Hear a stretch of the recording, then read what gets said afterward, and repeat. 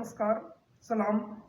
जैसा कि आपको सभी को मालूम है कि सीमा हैदर केस अब काफ़ी तेज़ी से चल रहा है और गति पकड़ चुका है।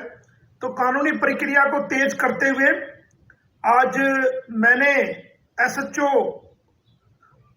जेवर को एक क्रिमिनल कंप्लेंट सीमा के खिलाफ, नेत्रपाल के खिलाफ और सचिन के खिलाफ फाइल की है, जो कि इंडियन पैनल कोड की धारा 153A, 195, 196, 197, 199, 201, 205, 209, 406, 420, 467, 468 और 459, 471, 494, 495, 496, 120B IT एक्ट 2000 की सेक्शन 67 सेक्शन 11A भारतीय विदेशी अधिनियम 1946 बरखिलाफ सीमा हैदर केर ऑफ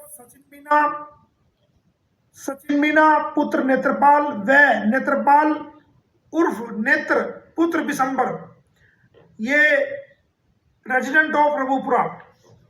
जिस कंप्लेंट में हमने कहा है कि जैसा कि आप सभी जानते हैं कि पाकिस्तानी महिला सीमा हैदर, जो कि गैर कानूनी तरीके से नेपाल के रास्ते भारत की सीमा में गुलाम हैदर के 4 बच्चों के साथ, जिनकी उम्र 6 वर्ष से कम है, अपराधी सचिन पुत्र नेत्रपाल उर्फ नेत्र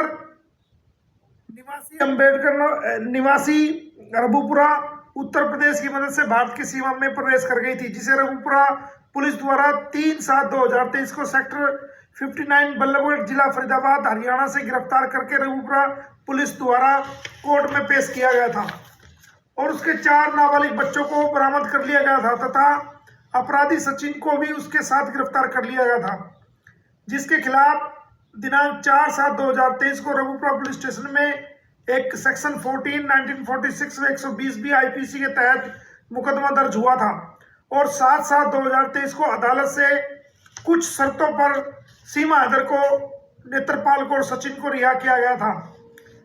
अदालत से जो सशर्त जमानत मिली थी, उसके बाद पाकिस्तानी नागरिक सीमा हैदर पत्नी गुलाम हैदर हाल मुकाम केयर ऑफ सचिन पुत्र नेत्रपाल रघुपुरा के यहाँ रह रही है और लगातार वो 153A सेक्शन 195, 196, 197, 199, 201, 205, 209, 206, 420, 467, 68, 494, 120B IPC व IT एक्ट की सेक्शन 67 व 11A भारतीय विदेशी अधिनियम 1946 का लगातार जो है वो अपराध कर रही है। अब आपको बता दूं कि सेक्शन 153A में क्या आता है। सेक्शन 153A में कोई भी सार्वजनिक रूप से ऐसा बयान जारी करना जो 2 समुदायों के बीच आपसी झगड़ा पैदा कर दे, लड़ाई पैदा कर दे, और 195, 196, 197 जो कि 199, 201 सबूतों को तोड़ मरोड़ दे और गलत तरीके से गलत तथ्यों के आधार पर कोई अदालत के सामने रखे। उसके अलावा 406 जो अमानत में खयानत करे, ये पीढ़ी तो गुलाम हैदर की है, लेकिन ये गलत रूप से भारत में आकर के अनैतिक संबंध के चलते गलत तरीके से अपना शारीरिक शोषण भी अनैतिक तरीके से जो इसका हो रहा है वो 406 धारा के अंदर आता है। उसके अलावा जो इसने जमानत में अपने आप को गुलाम है, जब ये कह रही है कि 13 मार्च 2023 को इसने सचिन के साथ हिंदू रीति रिवाजों से शादी कर ली थी, तो और ये एनिवर्सरी मनाने जा रही है, तो फिर किस आधार पर इसने जमानत के अंदर अपना आप को गुलाम हैदर की वाइफ कहा है और FIR के अंदर जो इसने फैक्ट बताए हैं, जो FIR में दर्ज है, उसके मुताबिक इसने गुलाम हैदर को अपना पति बताया है। इसके अलावा जो कबूलनामा इसने किया है, उसके अंदर भी इसने अपने आप को गुलाम हैदर की वाइफ बताया है। तो झूठ बोलकर फर्जी दस्तावेजों के आधार पर जो माननीय अदालत जेवर से इसने जमानत याचिका ली है, तो अगर ये सचिन की पत्नी है तो फिर हैदर की वाइफ बनकर क्यों जमानत ली? इसलिए इस पर 420 जालसाजी करने, धोखा देने, धोखाधड़ी करने की धारा 420, 67, 68, 469, 71 आती है। इस पर हमने 494 का भी धारा लगाई है, जो कि 494 धारा एक पति के रहते हुए जब एक पति जिंदा है तो बिना तलाक के किसी और व्यक्ति से शादी करना बाईगानी उसको कानून की भाषा में कहा जाता है। बाईगानी करना वो 494 में आता है। 495 में भी उसी की संज्ञा दी गई है, 496 में भी। 120 बी में जो नेत्रपाल और सचिन के ने जो इसका साथ दिया है इस अपराध को करने के लिए, उन पर लागू होती है। और सेक्शन 67 जो कि आईटी एक्ट की, यानी कि मीडिया द्वारा किसी भी भ्रांति को, झूठी बात को, भ्रम को फैलाना, झूठ बात को फैलाना मीडिया के माध्यम से, वो सेक्शन 67 आईटी एक्ट 2000 की आती है। इसके अलावा सेक्शन ए विदेशी अधिनियम 1946 का भी अपराध किया है। तो हमने डिटेल से आज पूरी कहानी लिखकर और इसके अंदर बताया कि अगर ये कहती है कि भाई मैंने सचिन से 13 मार्च 2023 को शादी की थी, तो हमने कंप्लेंट में लिखा है तो आपने जमानत के अंदर अपने आप को गुलाम हैदर की बीवी बताकर क्यों जमानत अर्जी फर्जी जालसाजी करके दायर की, और क्यों आपने वो जमानत वहां से बतौर गुलाम हैदर की बीवी प्राप्त की? अगर आपने शादी कर ली थी तो आपको सचिन की वाइफ बताना चाहिए था।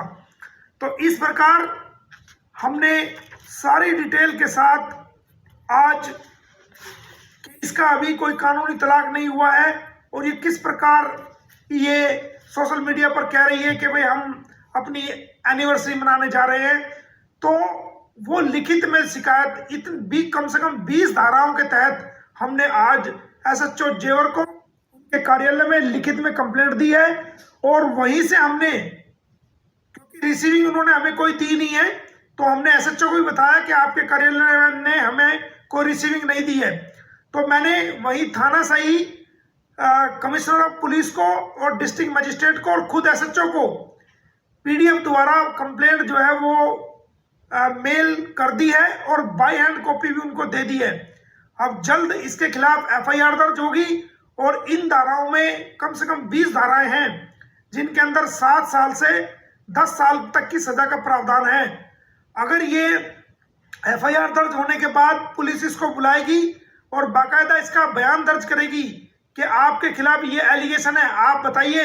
अगर ये कहती है कि मैंने सचिन से शादी कर ली 13 मार्च 2023 को, तो फिर तुमने कोर्ट में खुद को गुलाम की बीवी दिखाकर क्यों जमानत ली?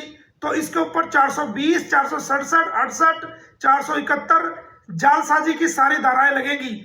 अगर ये कहती है कि नहीं मैं तो गुलाम की बीवी हूं, तो फिर ये भारत देश को और देश के लोगों को क्यों गुमराह कर रही है? तो ये दोनों तरह से फंस चुकी है। अगर ये खुद को गुलाम की वाइफ बताएगी तो जब भी ये फंसेगी, और अगर ये खुद को सचिन की वाइफ बताएगी तब भी इस पर 420 की सेक्शन लागू होगी। और बहुत ही जल्द इस बात को पूरी दुनिया के लोग भी देखेंगे कि किस प्रकार इसने भारत को के लोगों को और दुनिया के लोगों को ये गुमराह करती चली आ रही है।